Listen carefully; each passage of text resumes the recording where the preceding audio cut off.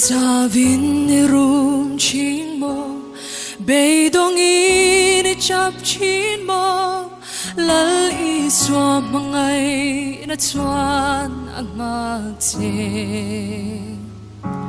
Som tu te nar ngai lo Kai luat po om nebo Lal I swa mangay na hi magkani Lal I swahi O moy bere Ling lukhu min puarvel masela Kalal kachandam tu chu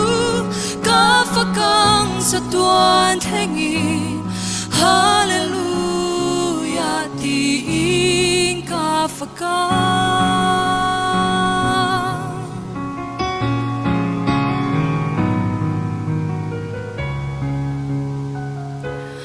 Borsom na kato Zane Zaglava ka om lai por Lal iswa mangay na tu atoge Malin min om tir ngay lo San tim po ama nen swa Muang takin kakal ang kacyanan ni Lal iswahi O moy bere Ling lukhu min puarvel masalan Kalal kachandam tu chu Kafakang sa tuan tengi Hallelujah Tiing kafakang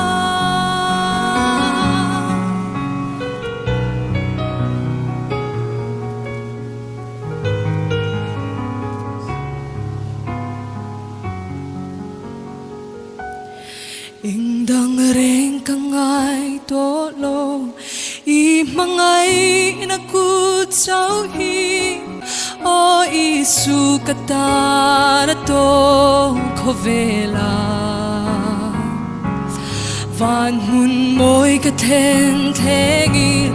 Hey hi kat sa tuan latur Lal iswa mangay nahi alubere Swahi O amoy bere Ling lukhu min puarvel masalan Kalal kachandam tu chu Kafakang sa tuan tengi Hallelujah Tiing kafakang laliswat Lal iswahi O moy bere Ling lukhu min puarvel masalan Kalal kachandam tu chu Kafakang sa tuan tengi Hallelujah Tiing kafakang